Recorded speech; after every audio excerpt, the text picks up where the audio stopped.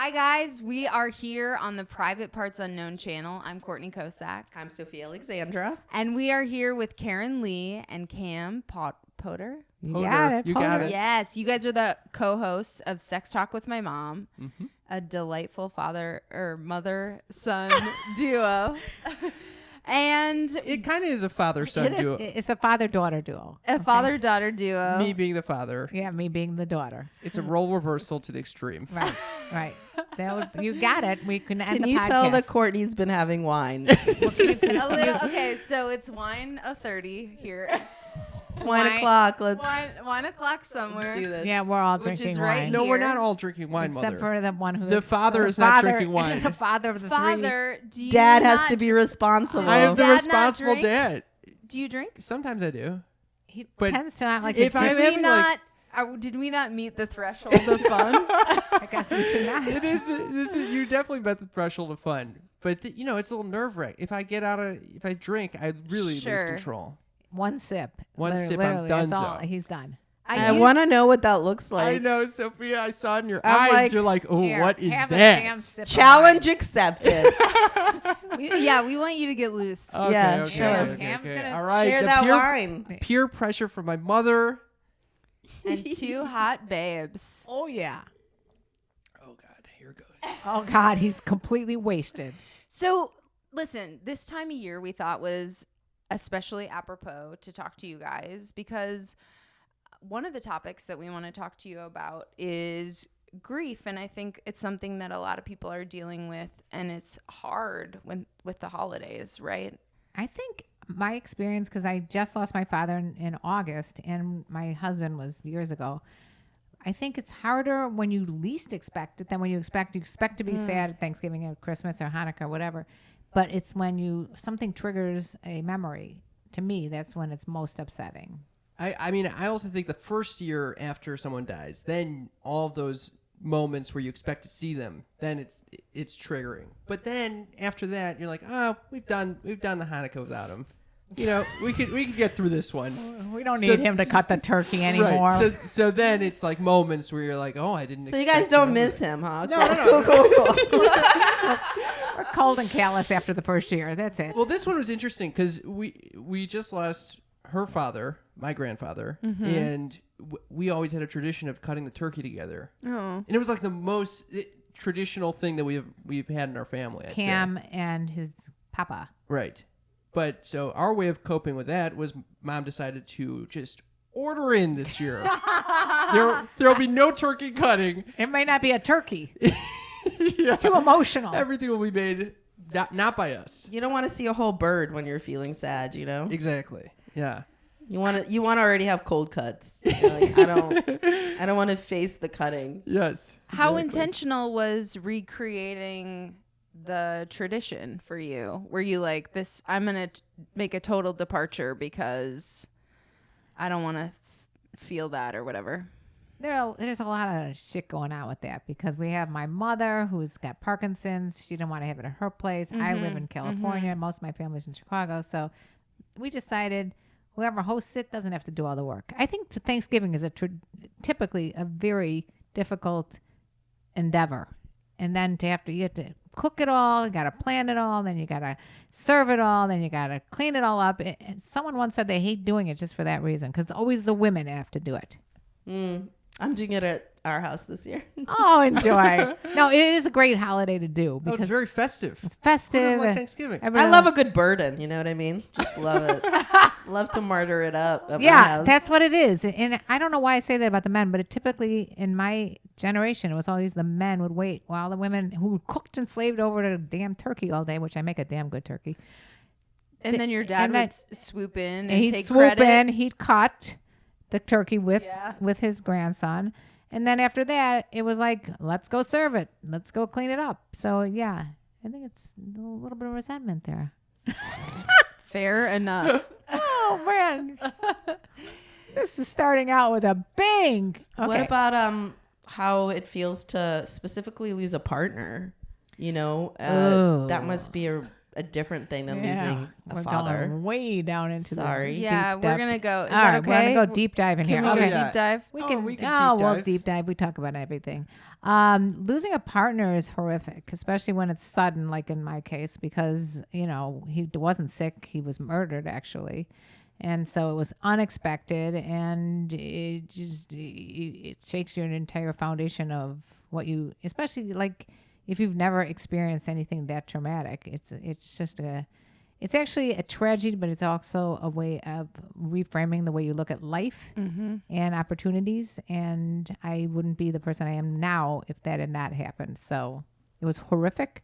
At the same time, it was a very important part of my growth. Do you want us to go into the story of like what the hell Yeah, happened? yeah. So Oh. what We just year? dropped a bomb. Then. What You go year- do it, No, Cam. let's Yeah, unpack that, the Cam. bomb. Yeah. Let's Yeah. unpack the bomb. Okay, let's unpack it. What So, year was it? 2006. Yes. Okay. May 2006. Maybe. I was in high school. I was 17 years old, and And Cam has an older sister and a younger brother. Yeah. And then And 2 dogs and the white picket fence. It was a very traditional suburban family. And you guys were in Chicago at the time? Suburbs Yeah. of Chicago, yeah. And I think the skinny is basically my dad had an employee at his company that was just a nut, and he gave him a pay cut. No one knew he was a nut. He had only been employed for 3 months. Oh. And it was a construction company. So the guy wasn't performing up to par. So instead of just saying you're fired, he was like, okay, I'm just going to give him a little demotion and pay, and he can still keep his job. And then when he works his way up, he can, get his, salary again. And unfortunately, the guy was a loon. closeted psycho crazy Yeah. killer, and he went in the next day and took out a cake knife out of the cafeteria and went in front of the entire office, which was like everybody was there. It was like 8:00 in the morning. He just started stabbing my husband to death. Oh my God. It was obviously like the most horrific thing that anyone has ever experienced. And yeah, that was pretty bad. I'm so sorry to I hear am that. so sorry. We did not know the whole story. Oh, Well, you wanted to talk about grief? We'll give you a grief. Yeah. Yeah, Okay. We did not know. So you're 13 years 13 years out. 13 Yeah. years out from Yeah. the incident. You did the math, yeah. Yeah. So tell us about the journey to getting back, because that sounds like the most traumatic thing. Yes. What was the journey like to getting back to good, where you could be like, okay, this is who I am again? Oh boy. So he owned a construction company. Of course, I was doing all kinds of other creative pursuits and had no idea what he was doing with his company, but somehow it landed in my lap. So I had to like be the president of a company with construction. I had no idea what I was doing. I'm just signing checks. I'm just trying to meet with these people that he had business with. I didn't know what the hell I was doing. It was also the time when the real estate market was crashing, when he was in real estate. So it was just like a perfect storm of shit. And perfect shitstorm. It was a perfect shitstorm. Dealing with the 3 kids. I mean, we always tell that story about how when it happened, I just immediately went to mama bear mode, and it's like took all 3 kids into my room, and I'm like, okay, listen, we are a family. This is not going to stop us from being the unbelievable family that we've always been, and we're going to continue to carry on. You go into like a remote control. You just like a. Yeah, you knew what to do immediately. I don't know how I knew. but I Survival just- mode. Yeah. You knew what to do. because my kids were my life. I was a stay-at-home mom. Pretty much, I was doing some creative stuff, but I wasn't really, the breadwinner. And so I just knew this is going to be really bad if I can't get a hold of this thing right now.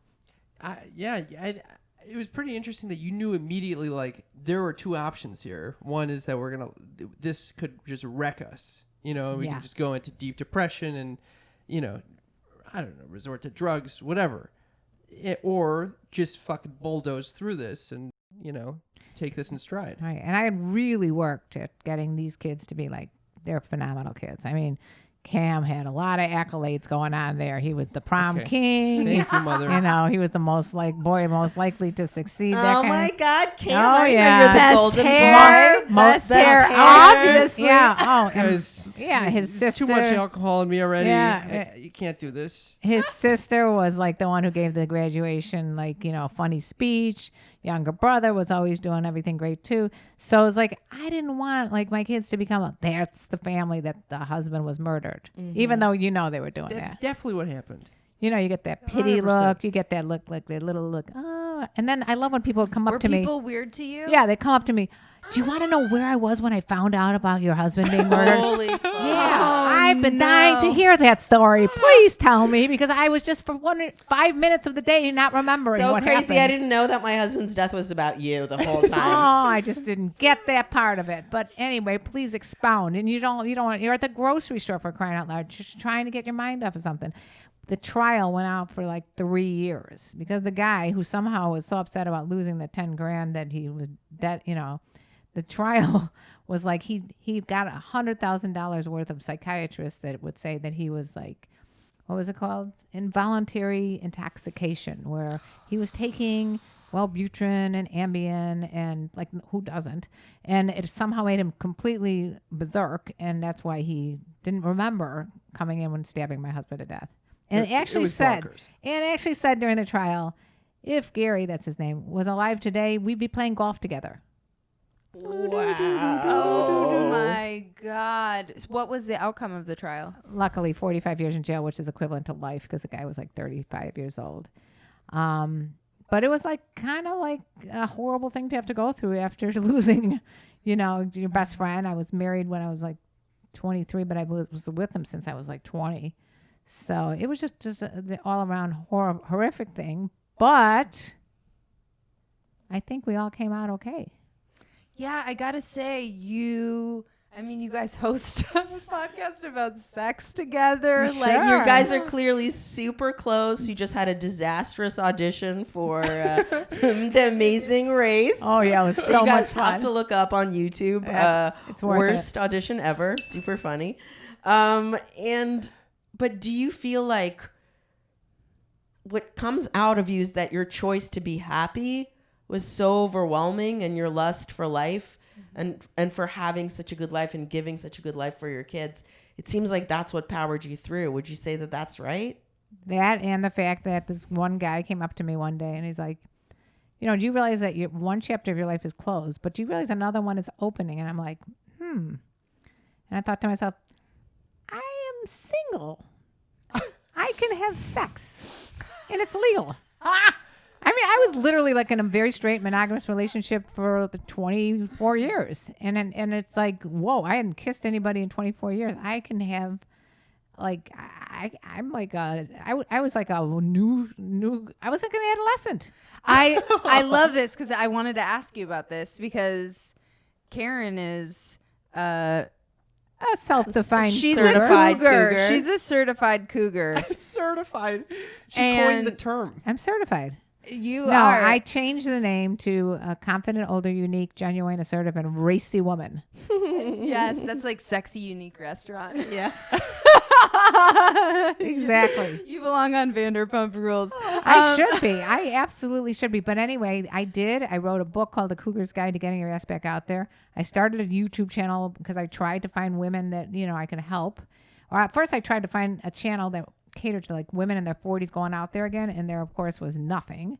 All like wingmen or wing women, you know, in their 20s telling me, you know, what to do, which I couldn't relate to. So I'm like, I'm starting something for women, empowering older women to go out and date. It turned into nobody was watching that. There were people watching that, Molly. No, nobody wanted to see about reinventing yourself after divorce.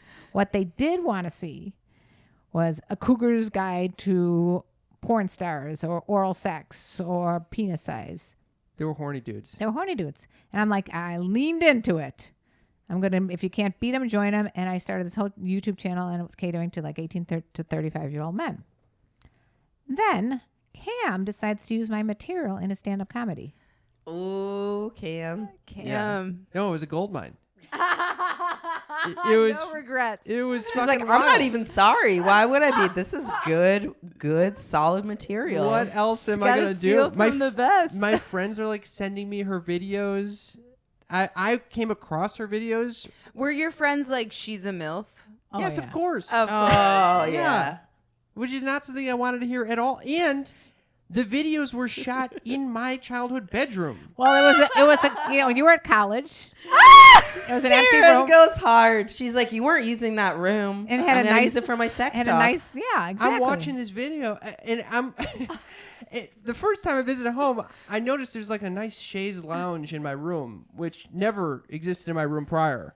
And I was like, oh, that's a nice little. She's making it nice and homey Oh, for me. you thought it was for you. I Sweet, thought it was sweet for Cam. me, and then I started realizing, oh no, there's a tripod here.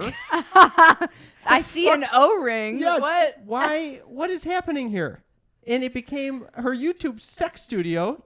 It wasn't a sex studio. What the fuck does that mean? Sex studio. You were talking a lot about sex. I was in there. talking about sex, but it wasn't a sex studio. I wasn't having sex in there. Okay. Although maybe I did. Who knows? I'm just kidding. What? No, I didn't. Look at his alarmed little face. Respect for you. I did not Thank have you. sex in your room on the chase. I don't Thank believe you. her. Yeah. I don't either. It doesn't sound right.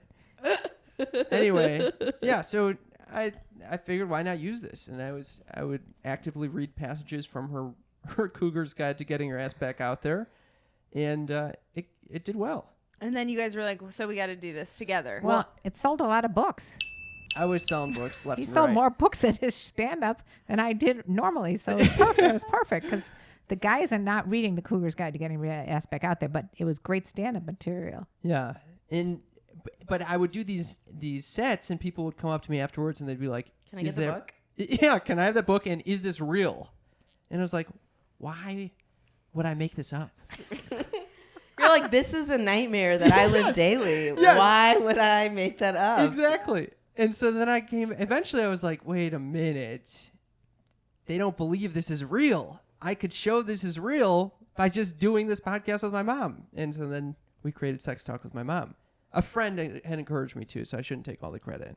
So this is like a really crazy, random way for you guys to end up bonding and becoming super close It's Oh, been yeah. awesome. after something so traumatic. Yeah. Totally. What a Yeah. weird, amazing silver lining. Yeah, that's why I talk about tragedy and opportunity. I think it also became very clear. Growing up, it was always very clear to me that spending time with your parents it was just very important to me. Yeah, very interesting because a lot of times he and his dad and I would be laying in bed on a Friday night watching TV, and all of a sudden Cam pops in and like, "What are you doing here?" And It Cam's sounds like, like you were guys who were having sex, and I "No, was we like, weren't hey. having sex, but we were just like hanging out or whatever."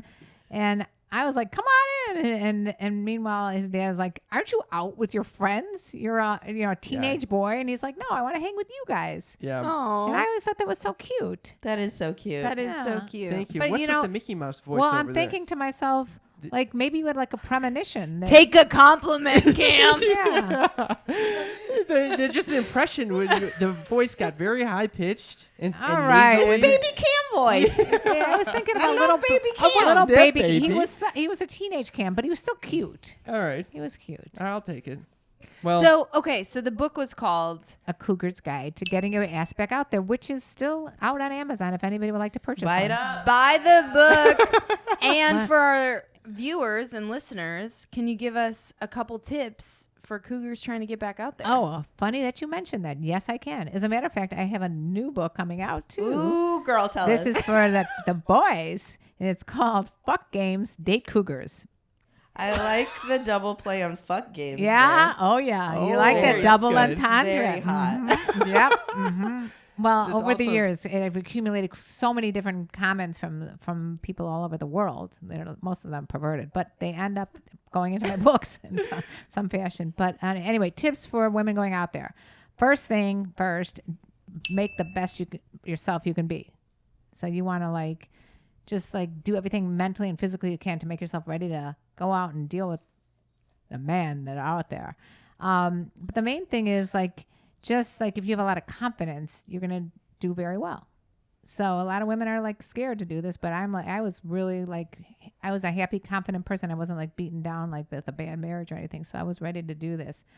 And so I would say the most important thing to do is just make yourself the best you can be and be confident and just take some risks and go out there and have fun. What was it like the first time that you were, obviously there was, you know, a grieving period, and then what was it like when you were finally like, okay, so I'm going to try Let's to be do with this. another man? Yeah. Oh yeah. So I was with this guy, and I'm like, I don't know. We came back to my home. I had nobody in the house, and I was like, we're just gonna make out, because Oh God. I don't know. I just kind of thought like men just want to make out. Jesus Christ. I don't know why. Cam turns white. Yeah. So I he's, don't think I even know this story. so I'm making out with this guy, and I was like, and he's like getting into it. I'm like, wait a second, we're not having sex. He's like, well, why not? And I'm like, well, we can. I'm thinking to myself, I don't know. I don't have a good reason for why we can't, but I don't know you that well, so I'm going to say no. That's a good reason. Yeah. Yeah. Okay. So You should have told him right away you were prepared, mother. That's a great reason. You could have just left right then. I wasn't mentally prepared. The second time, though, I said the same thing. Oh, I'm just going to kiss when nothing's going to happen. He's like, why can't people be chill about sex? And it like was like light bulb going on. Boom. Why can't people be chill about sex? Yeah, why can't I be chill about sex? I'm going to be chill about sex and just have sex with this guy. And of course, it was awesome. Yeah, I like that. Because I think Cam, you loving it? No, but I don't you know who this guy is. Listen, but hopefully he's a good guy. Researching like a lot of the literature from women that, you know, widows from the 9/11, things like that. You do get like want this craving after like it was like 6 months or so of wanting to be touched and have affection and intimacy, and you know just like feel alive again. And that's the only way to do it. And How I feel when my husband goes out of town. Permanently? Or I'm like, I want to feel alive again. It's been years. He's like, I left 2 weeks ago. I'm like, I don't know. I probably got to move on. Find another way to be happy. Oh my gosh. But anyway, that was my first time, and I could say that it was a wonderful time. So I actually did a podcast about this on Storyworthy. oh, nice. Honestly, that's surprising to me. I thought it was going to be, your answer was going to be like a little bit more traumatic than that. Nope. Neither of I lost my virginity twice, and both of them were excellent. Quick question for Cam. Yeah, it wasn't excellent. Was not going to ask that. Assumed it wasn't excellent Was it based excellent? on the fact that you became a mime. Probably went disastrously. He literally stopped wanting to speak afterwards. Can we just wait? Time out. Cam is a literal mime. He's an actual mime. I'm not If you just look making him fun up of him. on Instagram, we'll put the handle on here. Yeah. Check out his mime work. It's good. Yeah, you But can try. Did you know I'm sorry. I was a mime? Check out his mime work. Check It's out maybe my the most mime work. pretentious thing we've ever said on this podcast. Check out his mime work. I was on HBO Silicon Valley. Oh yeah, As a mime. I was so proud I as was a going to mother. say, was it featuring your mime work? Wait, it wait, was. And, don't laugh. I was. I'm not. They called me in and they asked me to mime giving a blowjob.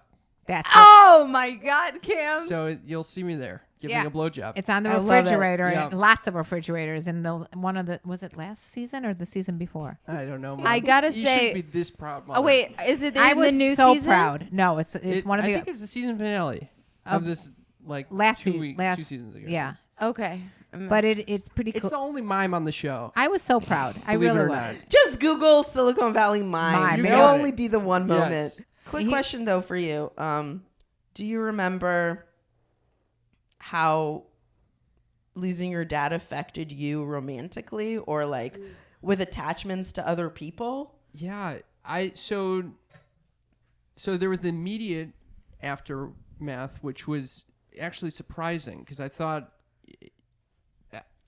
I had a weird response, which is that when I experienced such tragedy, I lost a lot of the anxiety that I had for day-to-day life. So I didn't really give a fuck about my social studies homework because Small stakes now. small stakes, who gives a fuck? And as I felt very free afterwards, and I really coasted through senior year feeling like on top of the world, which is a very bizarre Wow. response to having just gone through such a tragedy. And we were extremely close, my father and I. Did So- it hit you later in a weird way, or? Well, I mean, immediately after it was very painful, and then over the years You went to prom though. Yeah, 4 days later, I went to prom. I love that she's like, you weren't that traumatized. Yeah. You fucking danced to Santana. No. Okay? As And a then fucking junior, prom. you I know, an did- older girl took him to prom. Okay, mother. Anyway, so 4 days after he died, I was like so numb to everything and I had plans to go to prom. I was like, yeah, I'm going to prom. Why the fuck wouldn't I go to prom? I feel real shitty right now. And so this is probably going to be something to take my mind off things. Yeah. And then we went and people were like, why are you here?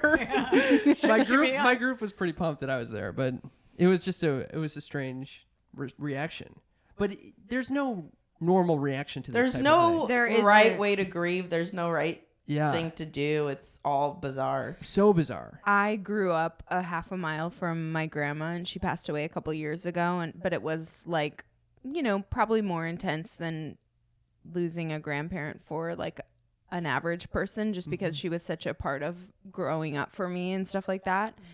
And there were a couple things that happened after she passed. First of all, people in my family that were not superstitious, or that I didn't think, I mean, I come from a Catholic family, so like there's a baseline of superstition there, but people that I didn't think, like my dad started acting very superstitiously, like about messages that he thought Oh, my wow. grandma I sent. call that spiritual messages. Yeah. Did you guys have some of that? Oh, So yeah. Oh, my God. There you were couldn't- crazy shit every- going on. Yeah, it Well, was crazy. Like, my husband was afraid of birds. Like, deathly afraid. Like, because he saw the movie The Birds, and it just got worse and worse, and he couldn't even go anywhere because he was so scared of them walking outside. They're lined up on the telephone poles with all the black birds, and he would be like, ah! Anyway, when he died, Courtney literally, and I are obsessed with birds. this has never happened though. Has this ever happened to any of you guys? I'm driving in a car to the airport, taking one of our family members to the airport, and a bird smacks and hits our window in the car. Oh. Like that was like immediately. And then birds were like falling on our head when we were walking through like a shopping mall. A baby bird fell out of a nest onto my head. I mean, it was like the craziest bird things that were Wow. going on, and it had to be him. And the funeral was actually the most freakiest of all. Yeah, the funeral was fucking nuts. So it was, I don't. May 16th. Yeah, so 2006. in May, so it was the rainy season in Chicago. No, it was beautiful. Beautiful. It was a perfect day in May in Chicago. It was not the rainy season. Every day is a rainy season in Chicago. Okay, well anyway, But this day was beautiful. the funeral starts. Not and a it cloud in starts- the sky. So that's what it was like when we got there. And then funeral starts, and it just starts downpouring like crazy. It was Thunder, so lightning. loud that you could not hear the rabbi, so we're Jewish, giving the sermon. You couldn't hear him. Yeah, no one You knew. couldn't hear him. You couldn't hear him speak. Yeah, It was so nuts. loud. Everybody there, it was like it was packed out the door. A young person dies, especially tragic like that, with so many people all over. Packed. There was no place to even stand, and no one said a peep because it was so deafening. And it was like there was so much like anger going on in the room from him. Even the rabbi said, like, this is him. I mean, it was like anybody that's been at that funeral remembers that. It finally let up a little bit, and then when we walked out, it was clear blue skies again. No. When the kids got up to give Yeah, when their you guys, eulogies, yes, when you did it. it just completely went silent. The sun came out, and then we got off Oh. the stage, and it started downpouring again. It was fucking wild. And then we walked outside, and it was completely blue sky again. Yeah, it was very weird. If you don't believe in it, in some sort of spiritual existence, this would make anybody Yeah. a So believer. my dad found like a little flower and thought like it was my grandma, and you know, and everyone's grieving around you. So whether it's quote unquote real or not, like you're like, yes, that is like a grandma thing. Oh, yeah. Or It's a that sign. It's a sign. it's a sign. And then so my grandma, I have this very distinct memory of her with this shell, and I wound up getting this shell. And when I listen to it, that's like a way for me to hear her in a way. That's awesome. Is there some way that because I feel like we try to hold on to that communication a little bit. And is there some way that when you're like, oh, fuck, I really want to talk to my dad, or I want to talk to my husband, that you use as like a medium in a way? I still talk to him like every night. Like I say goodnight to him in a very kind of ritualistic way. And I'll just sometimes straight up have a little convo with him. I had That no sounds a little freaky, idea about you conversing Yeah. at all. Yeah. And I, of course, have nothing. Zero. You don't talk to him anymore? No. Really? I had dreams about him many times, but they, unfortunately, because it's been so long, they're diminishing. Very much so. What do you do when you're like, oh shit? What was your husband's name? Gary? When you're like, oh man, I wish I could tell Gary this or whatever. There's so many times like that, like especially funny things that inside jokes that we had, and something will happen that triggers it, and I want to tell him so badly, and I can't. And there's no release for that. You just have to kind of live in that moment and be like, damn, I miss him. Yeah. Yeah. You'll share with me sometimes when, like, could you imagine what your dad would say about this? I did that yesterday or 2 days ago. Yeah. We walked out of some podcast thing, and something struck me that would have been very funny for him. And I'm like, oh, your dad would have loved this roasted shit. this guy that was performing. But oh, yeah. He would have roasted him. My grandma was like a big lover of red roses, and that sounds like cheesy now because everybody likes red roses, but that wasn't the case. Oh, back so in the day. unique. No, but you know what I mean? Like red roses are is. like what everybody gives each other for like every romantic thing, but I don't think it was like that back in the day when she was young. And so she worked as a doctor, and like in Russia, everything is like bribes, you know, and the way you like assure getting good service or getting people to do a good job is like if you have, say, a doctor, you would bring them like a bottle of candy or like a bottle of alcohol, or a box of candy or a bottle of alcohol. My grandma would never take any of that stuff because she was super scrupulous, but the one thing she never could say no to was red roses. Oh, wow. And so by her grave we have a red rose bush, and whenever I'm just walking around, if I see roses, especially red roses, I always smell them, and when I smell them in my head, I'll say, "Hi, Grandma." Oh my God. And I don't know, you know. You see, that's why I believe in that kind of stuff, because the birds wouldn't maybe mean anything to you.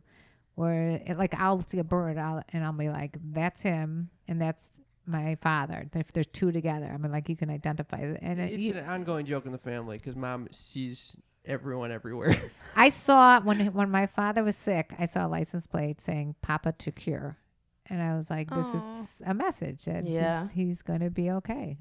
Was it a faulty message, though?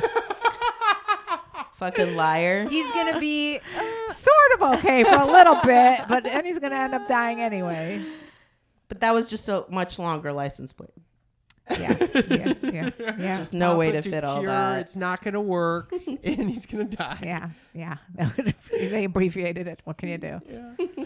So, Karen, when you were finally... We talked about your first hookup. You want to go back to my sexual exploits? I do want to talk about your sex life. They were a little awesome. bit more. Do you want to talk about her sex life? Fucking awesome. When you were finally ready to be in more than just a sexual relationship with someone, how long did that take, and what was that like? Okay, so I was having a damn good time. Because wait, can I just say, Karen has a very hot boyfriend. Yeah, she does. I do have a hot boyfriend that I've had for 11 years already, 11 and a half years. Whoa, really? Yeah. Oh, yeah. We've been together 11 years. Did you guys meet in Chicago? No, actually. We met in New York. I was in New York. My daughter was going to school out east, and I was with another widow friend of mine, actually. That was another tip I was going to say for the other women that are divorced or widowed going out there. Find yourself some single friends to go out with. It's a real important thing to do. Totally. Get the crew. You need a crew, because otherwise you're lonely. Anyway, so I went out with my other widow friend, and the two of us are like we look completely opposite. Like she's tall and she's got like really dark. She's Italian, and I'm short and blonde and Jewish. And so we make a real odd sort of like you guys. Anyway, we went out to it was a whole to do. We were on an airplane. We met some guy. He said, "Why don't you come to this party?" We went to this party. It happened to be a private party for the company that my boyfriend was working for at the time. And I met my boyfriend there, and I had no intentions of stopping my shenanigans that I was having with all these other guys, and neither did he. He wasn't looking for any kind of long-term relationship, but we started talking. I was in Chicago. He was in New York, and we started talking a lot, and we made a date to come see each other, and it just ended up blossoming into like a serious relationship that neither of us had anticipated. It was just a fluke, Awesome. I guess. It's yeah. a great fluke. Still did thwart my wild side. Probably protected me. Probably kept me alive. How many years did you get in of that good single I career? got a good year or so in there, I think. Oh, that's it? That's it. But I made up for lost She's time. like, going. I didn't need more. Yeah, that was enough. I think That's it enough. was a scary time for me. Looking back, there were a few close calls that Oh my maybe God. maybe I should not have done, but I came out without many scars. Cam, tell us about your. I know. Yeah, it's not good. Still not I good. want to know about your sex life. Tell us about your sexual exploits. I had another thought that I didn't share earlier and then I can get Please. into that. So the other thing that I noticed, the long-term effect of my dad's death on my relationships was that I kept finding myself attracted to people who had gone through similar tragedies. I hear that a lot. And it would be before I even knew that they had experienced a tragedy.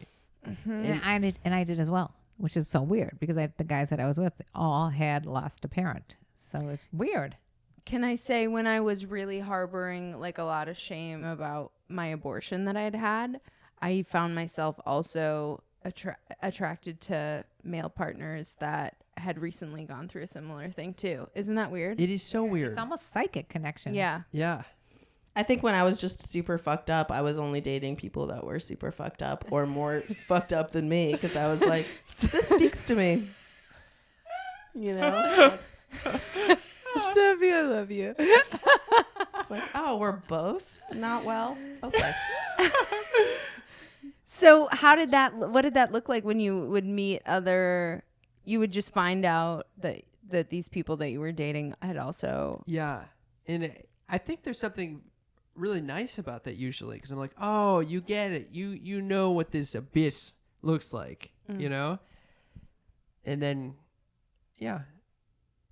I think I grew out of that a little bit. Now it's kind of just random and, who So knows what's the what I'm attracted- randomness? Yes, what where are you digging happens? down with now? No, What's going on? honestly, it's very rarely do I find someone that I connect. I'm in a weird spot. What are you looking Do for? they have to be a mime? They have to be a mime. That's the big problem. There's not enough female mimes out there. We need a bigger mime community. You just what I'm want saying. silent sex. Is that so much to ask for? You That's should exactly wait. You guys right. should hear about when he went to a BDSM party. Please tell Mom, us. that's private family It is information. Okay, my BDSM party is It was just probably for the family. it was like podcast 265 or something. So we had interviewed these sex educators on our show, Sonny Megatron, Oh yeah, Ken Melvoinberg. They're part of our larger. Can we just plug the Pleasure Oh, Podcast Podcast Network? Check out Pleasure Podcast. Anyway, American Sex Podcast. They're the hosts of it. They were telling us that they had met at a party. She was dressed as a mime, and he was dressed as a clown. Oh my Cam God. had like a huge boner. Yeah. Cam's like, oh, I will go to any party if I can meet another fucking mime. I don't care if it's BDSM. In a clown. So, Like heaven. so basically, I was invited to this BDSM party, and I had no clue what to wear. But I had this memory of them telling me they'd met at a BDSM party, and that one was dressed as a mime, one as a clown. And I was like, no. well, I got a mime costume. Oh no. Bada bing, bada boom. Oh, I went to the Wait, party. wait. Can I just say, are you into BDSM? No. Okay. Does he look like he'd be into BDSM?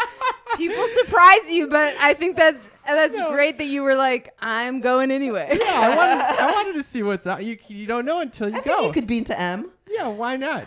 Yeah. Solidly Masochism? into M. Yeah, Yeah. I feel like that's the side. Yeah, maybe. No. Either. Well, Not on the S end, that's for sure. Yeah. No. He's not. He's on the M end. I like a very tame version of this in like a not a public setting. So a little, I don't know, handcuffs type of thing situation. Just a playful thing. Light choking. Light choking. Everyone does it. At this point, this is vanilla, But this was a party where they were not vanilla, and they were they recognized I was a mime, obviously. And I How? Tell us how. yeah, I mean, it was quite obvious. My mime makeup was very good at that point. So, Yeah, there's no way to be maybe a mime. No fucking way, No, Cam. You're yeah. either They're like, straight he's up a just mime or not. French. Yeah. He's French, guys. so they really. Wait, what was everybody else dressed as? Oh, Fucking normal People ass that people wanted in a to fuck? BDSM apparel. yes. It was not. I mean, it was BDSM apparel. So that there are people Yeah, with it's whole like- masks over their head. You Yeah, can't see but like what's for under sure, there. no one's a mime. No, I was the only one. People have, yeah, no shit. Shockingly. I People was the are only wearing like ball gags and have zippers on their fucking mouths, and you're like, oh, let me mime having my mouth closed. That's That exactly is right. Let me mime this window. But I committed. I committed to that character, and I did not speak to anyone that night. Did you meet the love of Was your it life? also out of Wait, pure fear? Wait. Yeah, you know, both- the wor- I was wait. like, What was the worst part, though? The worst part. a mime has no safe words. Is what it turns out. Oh my god. So I really, the safe word of What are you going to do? Hand death signals? Is your safe word this, but no one knows? They're like, oh, he's just miming. He wants to be himself. cut? Yeah. Yeah, What yeah. is he doing? yeah, I cut like He wants this to time. be I was doing the jazz strangled. hands at one point. It was, but yeah, I mean, it hurt. it was a new experience. It was fine. It was fine. Oh my god. Okay, so Thanks for setting me up for that one, Mom. I knew I like to set you up for the good ones. Yeah. I don't want to miss So that's out what on my this. sex life looks we're like these days. crying. So When you we did get our not- shit together, we will continue with the interview. You did not meet a lady mime No, I did- to start a mime legacy with. No, there were no other mimes there, but there were other. It turns out it's actually a good way to meet people. Because they want to interact with you. There's no like excuse for saying anything stupid. You're not saying anything stupid because you're not saying anything. Yeah. So I was kind of the entertainment for a little bit, and I met some women. And You what's really have to be Nothing. good at miming to pull focus from people getting flayed and shit at the BDSM party. Yeah. They're like, hold on a second. I want to see this guy get out of a box.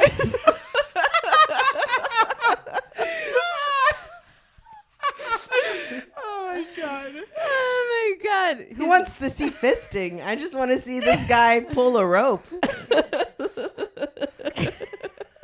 I gotta use this. He's This is like- gold. Yeah, the mime. I he's can't making a believe I haven't talked wall. about this. Yeah. I I can't don't- believe it either. That would be a whole hour if that was my This- material. Yeah, this is my daily life. It didn't even dawn on me this might be unusual Cam's and like, fun probably to talk should about. talk about my cougar mom, but just Yeah. You're forget like, about it. forget about the fact that My life is boring. I don't- But then, no, I think right now I'm struggling with finding someone who I connect with. I'm so sorry. I don't mean to laugh at that. Wait, connect with him. No. In a mime I level? mean, why wouldn't anyone want to be with a mime? You I know, don't know, Cam. Maybe they don't want to do the Helen Keller thing. Oh my God, Mom, that was so not Mom, that politically is not correct. nice. That is not nice. You want some sort of a conversation, though, Cam. He's not a full-time mime. No, I'm clearly. He's a mime / podcaster, which is Yes. the best of both worlds. Thank Can you. I just It's say? such a weird. Oh my God. I actually Wait, should hate I feel it. guilty about that Helen Keller? No. comment? We should Take take it We that out. out. all love her. Take- She's a treasure. She is a treasure, and it's just like, yeah, it'd be difficult to communicate though if you're. I always think communication not is getting the yourself out of this cornerstone to good sex. And how if you're a mime, You can communicate in other ways. Anyway, it is Oh, challenging. okay. I've never used. Or you're it just in doing the bedroom. alphabet on a lady's clit? Is that what you're talking about? You're just silently spelling? She's got it. That's it. Silent speller. that came so easily to you. That's kind of scary. I'm You've been with a mime before? Don't laugh until you try it. Apparently. Oh my That's God. right. I literally have been with a homeless man before and never a mime. Oh my God. That is where I draw the line. No Okay? way. I draw the line of mime. Yeah. We I- jest. Sorry. Cam is amazing. Thank you. Yeah. Cam, you're great. Thank Any you. clown would be lucky to be with To Cam. meet you Thank in you. the sheets. Thank Okay? So what are you looking for now? Someone who Someone- plays the didgeridoo. Honestly, That's what he wants. I'm just struggling. to find someone I connect with, and also on multiple levels. What do you like? I don't know. At this point, I don't know. Literally, this is what I've been dealing with. Someone who plays a didgeridoo. Okay, That's so what he likes. so here, I don't know if this is where you want the podcast Do you even to know go, what but a didgeridoo is? Yeah.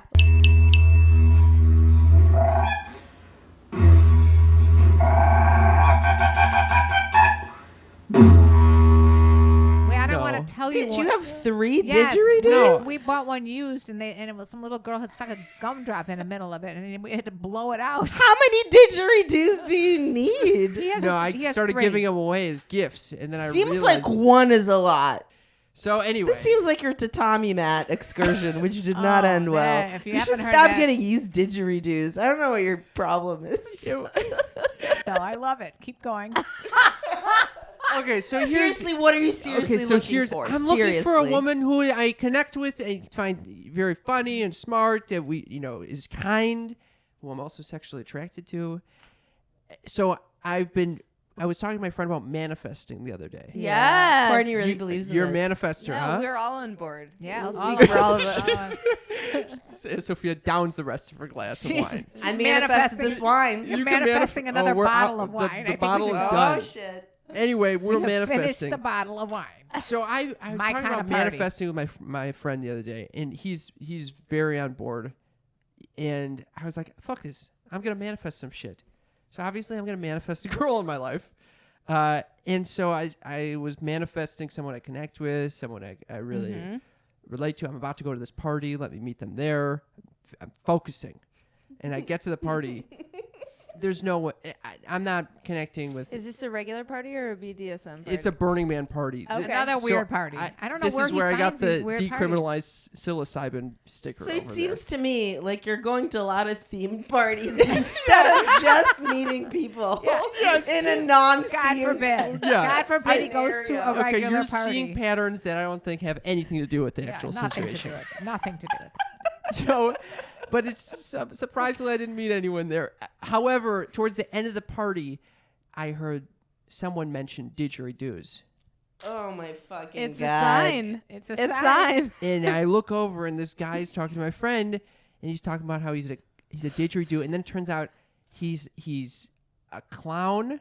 He works at a circus So you camp. manifested a man. Yes. So I He manifest a manifested the fucking. wrong So I sex. start talking to this guy, and this guy turns out to be a gay man, and he's hitting on me, and I'm like, I get home that night, and I'm like, Am I gay? I tried to manifest this shit. What? Am I gay? Is this the Oh man? my I is God. it is the whole time I've been wrong? And the problem is I'm interested in men, and so honestly it put me in a whole mind fuck because Yeah. I've never been attracted to men before. Did you kiss him? No, I didn't kiss him. Well, that's how you would know. No. Well, I didn't. no. At that point, I'd left, and so I just said, Well, I guess you weren't serious about what you fucking wanted, were you? yeah, I guess I manifested poorly or something. No, you manifested great, but you didn't take the next step. I guess so. I Wait, was wait, blind. wait. So but then, how did you unpack Like a whether you fucking- thought if you were gay You're or teeing not? him up perfectly. Go ahead.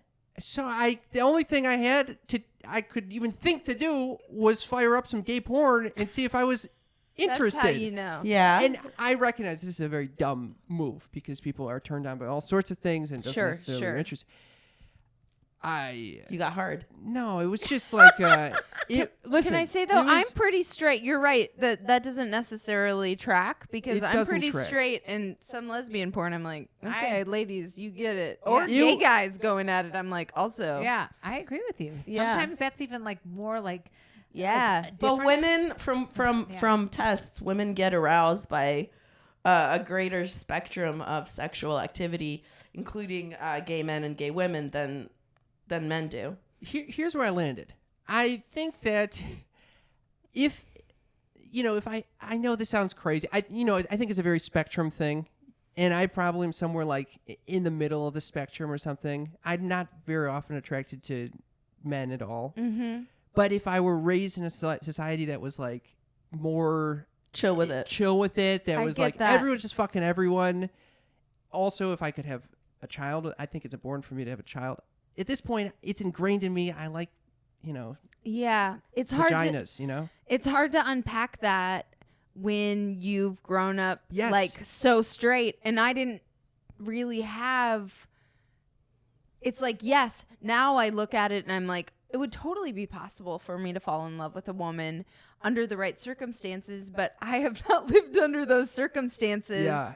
And like my parents were straight in a great ideal of a loving relationship, and then I got these cues that led me to this, and like there might be a woman out there that could turn it around for me, but like, you know, I mean, I think it's everyone's on a spectrum, and I think that some of it is like availability based, not based, but in addition to and social like norms, like, you know, growing up in the Soviet Union, like no one was gay, and if I had, that's not true. yeah, no, I mean no one was gay that I knew No one about, was like out. it wasn't an available mindset to have, Right. and it was something that was either ridiculed or just outright was not okay. So when I moved here, that was when I first started exploring being like bi. But I think if maybe I had gotten a chance to really explore it earlier on and didn't have that exact like, oh, most relationships are heterosexual kind of thing,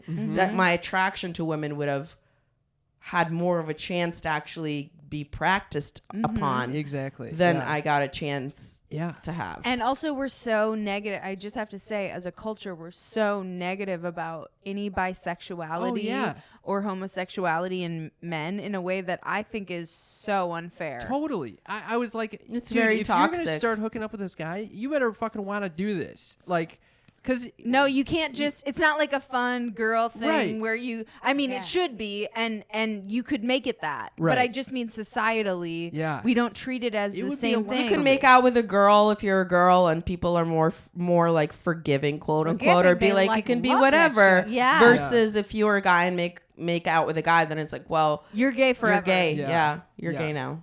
I know. And plus, I mean, I remember when the first time I went down on a girl, I was like, Wait, oh, you went down on a girl? yeah. I love that believe that's it or the not. thing. Karen's like, I don't know if I can My- keep doing the podcast. I did My not- mime's son you? actually went down on I'm someone. like shocked right now. Thank you, mother.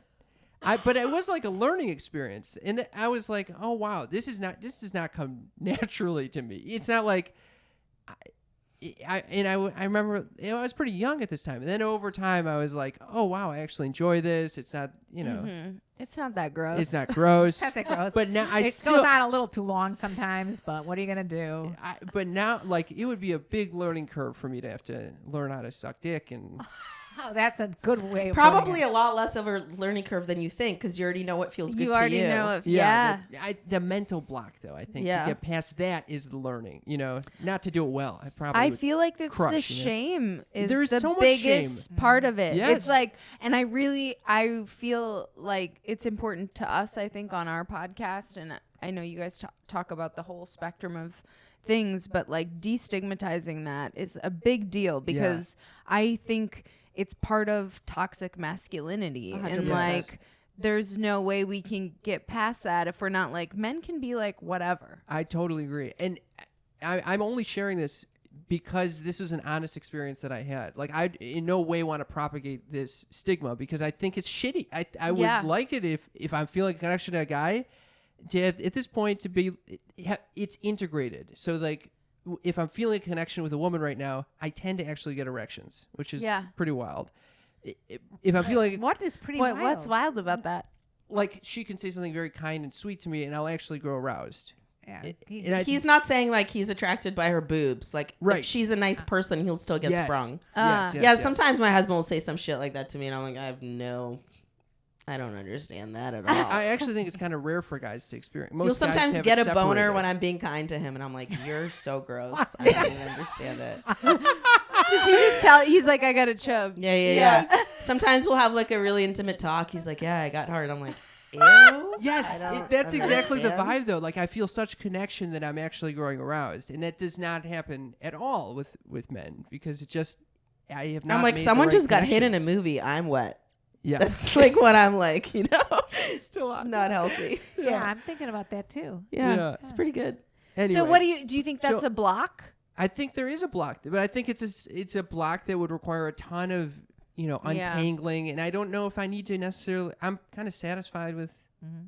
you know, going after women and hoping to find one that I really connect with. Like the classes I used to take in college, we're talking about like in some societies, like in the Greek society, it was just more common to be with two men together than even heterosexual relationships. So I mean, it's it's pretty just wild that when you if think that's about what your it. norm is, then that's your norm. We also know someone who grew up in the Middle East, and it's very common because you're separated by gender for so long. The men have these relationships where they experiment sexually with each other, but it's not considered to be gay. Really? But the In only fact, thing they're that's so negative about Oh, if- wow. any if a man- homosexuality. if a man loves another man, it's considered to be like romantically and wants to hold hands and like be with him. That's considered disgusting. But like two men experimenting sexually and having sex is not. So Oh, let they me could ask you separate the something. two. What stands out between like a really close, loving friendship and a romantic connection? I don't know. What the difference is. I've Yeah. had a friendship that like zero sex, zero anything romantic, but aside from those physical things, it felt like when I broke up with this friend that a romantic breakup. Do you know what I mean? Yeah. Because like everything else, the sharing, the intimacy was so great, and it was with another woman that I was like, I mean, everything except the sex was like super gay about this. So yeah. So what's the difference? I almost just the sex, right?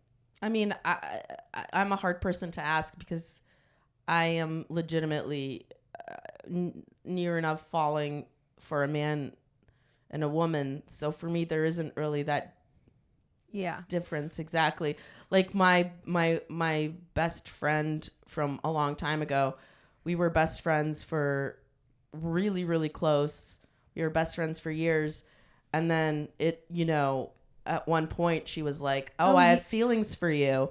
And then it kind of like warped my mind because I went back all of the years that we were friends. And I'm like, oh my God, all these things that we shared, like, was that actually just like a preamble to a romantic relationship? Yeah. And then like once I went back and looked at it with that lens, I'm like, maybe I've just been in love with her this whole time too. Yeah. And then once I legitimately considered that as a possibility, it did like break my mind a little bit. Because I was like, oh yeah, I definitely have such deep feelings for her that this could 100% cross over into romance. And for a little bit we did consider it because it didn't seem strange to cross over at all.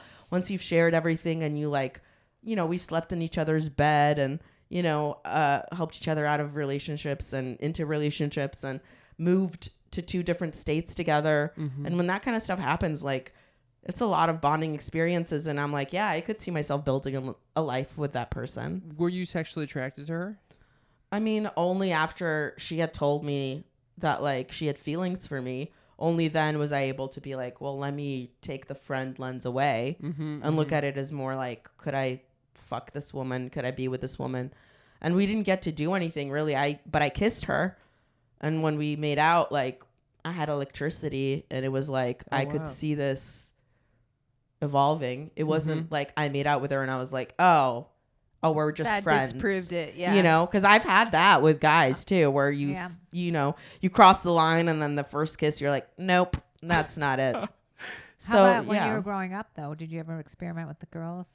'Cause I certainly only did. after I moved here, honestly. No, I'm talking about like when you were really little, like when you were. When I was really little, I played doctor with boys and girls. Yeah, then I it's did not like, discriminate. It's not about gender, really. It's just She took care of about all the patients. it's just about your health and wellness. Yeah.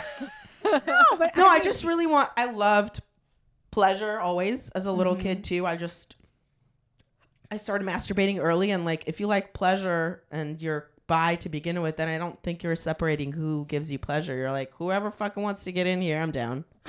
I think it's really like normal in general because I remember doing it when I was like, like 9, 10, 11 with girls in the neighborhood or whatever, and we're just playing whatever, pretending like we didn't like when they were getting a massage and they happen to touch your boobs, using a toothbrush to make out, whatever. That sounds sexy. Invite me to your lady parties. I was like 11 or 12, maybe That is 13. How about you? You're laughing, Courtney. That's so cute.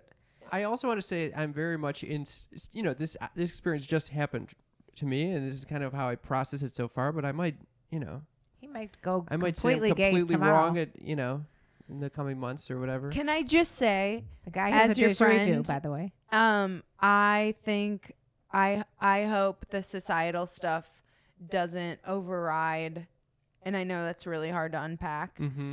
but I hope it doesn't override in such a way that you can't be authentic to yourself. Yeah, thank you. Honestly, so I think it's actually anxiety that's fueling my exploration, because it's like, this guy is not a good match for me whatsoever.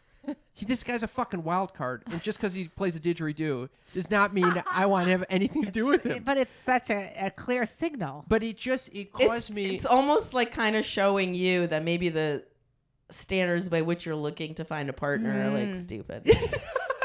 You think? Like, she doesn't fucking need to like the didgeridoo or whatever the fuck. Oh, Like, are you being crazy? or maybe it's this No. amazing way to lead him to be like, oh, what if there's this other thing that you never tried that actually is good for you? Yeah, but I don't think the didgeridoo is the thing. I'm not that's gonna saying. get him I'm into just it. saying. You never know where you could put that didgeridoo. That's true. That's true. For those listeners who don't know what I'm talking about, Cam, can you tell us what a didgeridoo is? It's an Aboriginal Australian instrument, usually made out of eucalyptus bark, And how it hollowed how- out, by, It's very long. very long, very phallic, but it's And hollowed out girthy. by by termites. yes. You're welcome. That's my proud mother right there. She knows. I went to Australia and we bought a didgeridoo. That's how he fell in love with the didgeridoo. So anyway, about me potentially exploring my gay side. yeah. You're wants saying to go Or back. you're. don't allow I mean, it's like you've already established like you're into women. So like the bi side. the bi side. I guess I hate the label. I guess know, it I would, just- I'd that's fall what- into like a that's more how- queer category. I if I feel did. like that's what our society does is go men with any instinct to go towards another man that's gay when actually that's not even Yeah, what that yeah. is. You know? Yeah. We had I If really you like women already, you cannot be gay. Right. No would- matter how many dicks you put in your mouth. But yes, exploring that side. Yeah. I really don't. I don't have a strong desire. I really think it was mainly just the anxiety of thinking, wow, what if this wasn't, because this guy was the Yeah. only one hitting on me. And So I'm like, okay, you also have a lot of anxiety in general. right. So it's the anxiety of like, what if you didn't know yourself well enough to take this opportunity? I you know? totally feel that. And honestly, I watched the L Word start to finish. I'm watching it right now. And I was single a couple years ago before I met my current boyfriend. And I went through a phase where I was like, maybe there is this whole unexplored side, and like messaged with this girl. And then ultimately was like, I don't want to do this. But I think it's important to let yourself explore whatever Yeah. possibility is there for Yeah. you. I also recognize it's probably not just jumping right to, imagining anal sex with this man. Yeah, that's the right call. doesn't It mean might just you- be, hey, maybe try kissing the guy and see Yeah. how that feels. Seriously, it doesn't need to go to butt stuff right away. Right. I know But gay that guys is that don't kinda even like do down that. the line, like No, you don't have to. We know married couples that do not have anal sex. Married gay couples? Yes. Really? Yes. What do they do? Just blow each other? I guess. And I mean Duh. yeah. Cuddle? No. It's It's not a that blowy different from me and my situation. boyfriend. And we also interviewed for our podcast a guy who was a queer guy. He considered himself bi. He loved to, and he was in a relationship that allowed this. He loved to de-virginize heterosexual men. Weird. That's a fine kink. Little fetish, huh? Yeah. And he did quite a few of them. Well, you got a number, you, Cam. yeah, you Cam. think I should reach out to I this think guy, you Mother? might want to reach out to that Yeah, guest. yeah. So, I don't know about for research for the podcast. Yeah.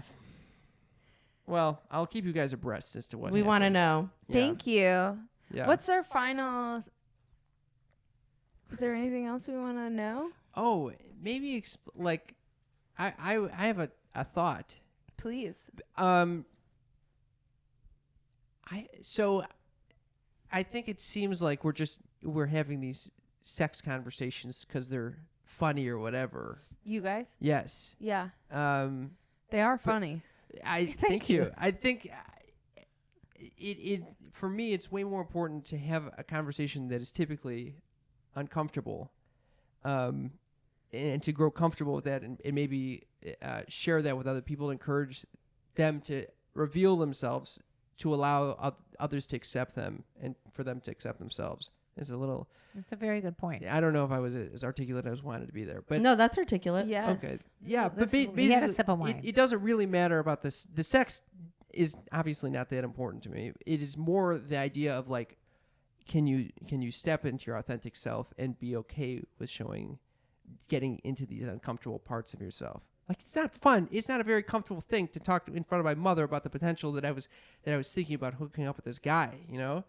But yeah, it's important because now I can kind of accept that part of myself. I think that's the beauty beautiful. of what you guys do. Thank you. Right. It is. Honestly, I love your dynamic and the way Thank that you. You guys are open with each other, and it's awesome. It makes it difficult though when I come back to Chicago and I'm like with a group of my friends and all they want to do is talk about, you want to hear what my granddaughter did for her ballet class? And I'm like, no. I want to talk Who did about, she fuck? That's what I want to talk about. Look, my son almost made out with a man who loves the we got didgeridoo. some- we got Can we some talk about issues. that? I got some Oh more my important God. things to discuss, lady. I think, but I mean, genuinely, that's like what we try to do on our show is destigmatize and kind of reduce some of our own shame. But look how awesome this conversation is. We're so deep. We got our photographer there. Alex, Hi, shout Alex. out Alex. Alex has been watching this whole Alex thing. Jacobs. He's probably like, what the fuck did I get myself into? But No. No. Please. Like, I'm gonna He go watched home us. and talk to my mom about sex. Yeah, I hope so. He watched us make vagina molds. He's fine. Oh wow. Clone a willy. pussy? Okay. Oh, We I could cloned do a it. pussy in Oh, front I of wanna- pussies. Whoa. Yeah. We cloned a pussy. You watched? I cloned a pussy. He watched us clone a pussy. Oh damn. Oh, this is a good job for you, Alex. We actually I cloned my pussy twice. So anyway, yeah. I think I messed it up, by the way. Mine looks Yeah, I like- cloned it twice. One time went fine. The other time did not. Yeah, it's fun. But do I think that looks like my pussy? Eh. No. I cloned my willy. and it was funny. I Was didn't it have smaller than it really is? Because that's what happened to Dave. Oh yeah. Oh, yeah. And he showed it to me. I was like, oh my god. Yeah, You were- Dave was truly maybe- embarrassed. He was like, "Oh, I don't want anyone to see what this looks Yeah. I was like." like, man, Cam, I'm Because when you put the sorry. cold stuff on it, your dick Brutal. just shrinks. Well, also I didn't have a girl at the time to help me with it, so I did it with my brother. And it was You very- guys, this is Jump the Shark. Oh my god, you gotta You- listen. No, I was in the bathroom trying to get you hard. cloned your dick Yes. with your brother. We were sponsored by You them, fool. and we Yeah. needed to try out the product, and I had a deadline. I didn't have anyone to do it with, so I had him fucking mix the mixture as I tried to get hard in the bathroom, and obviously it yelling. wasn't that hard when I was making the fucking mold. and his brother's like a little engineer, and he was like Yelling at me to yelling get at hard. precisely. Come on, we got 45 seconds. 45 seconds. If you listen to we did a podcast episode where my boyfriend and I did we did the audio version of us cloning my pussy, and then he and his brother did the clone of Willie, and it's outrageous. It just it turned out bad. and then we turned called. out to be like a little clit or something. It wasn't that small, Cam. It was a big clit. It was on, It was a big Oh it my wasn't- God, no, it it was hurts. fine. It was fine. That's what I said to him. It's fine. He was like asking his brother, She couldn't even lie to you. She's like, "It's fine." "What can I say? It was smaller than I would expect." yeah, it was smaller than what I expected too. I But was anyway, not pleased. right after that, he calls a urologist friend I of had to mine. call him to see what the hell was going. Do I have a normal penis? It was a disaster. Yeah. Oh my Talk god, about- do I have a normal penis? Yes, asking about curvature and the Yeah. size. There's so many benefits to hosting a podcast about sex. Yeah. Agreed. So if people want to listen to your podcast, which they should, it's a delightful romp, Thank much you. like this has been. Thank you. Where can they find you? Just search Sex Talk with My Mom wherever you listen to podcasts. You can also find us on Instagram at Sex Talk with My Mom. And you guys are twice a week. We're twice a week, Mondays and Thursdays. And can I say we are also on YouTube and Twitter. And Karen, if you want some premium MILF content, Oh, yes. God. If you want to know about being a cougar, where do they go on YouTube to find you, Karen? just Karen Lee Love. Yeah, that's right. Do it, oh baby. And we did an episode of your podcast, Sex Talk with My An Mom. Check it incredible out. episode. One of our favorite It's episodes. a I wild think one. it's called Fuck Like a Feral Cat. If Yep. that gives Yep. you any indication of the where quality. that conversation Yeah, went. It was a real fun one. It was a real No, wild one. It was very well received. We had a lot of great feedback. So Ooh. that's good. Oh, good. Well, we're so glad we got to talk to you. And if you want to hear any of the other Pleasure podcasts, which you should, go on the Pleasure Podcast Network, bitch. pleasurepodcast.com, and obviously come back here and get more premium Private Parts Unknown content. Subscribe, like, all that shit. We'll check you later. Bye.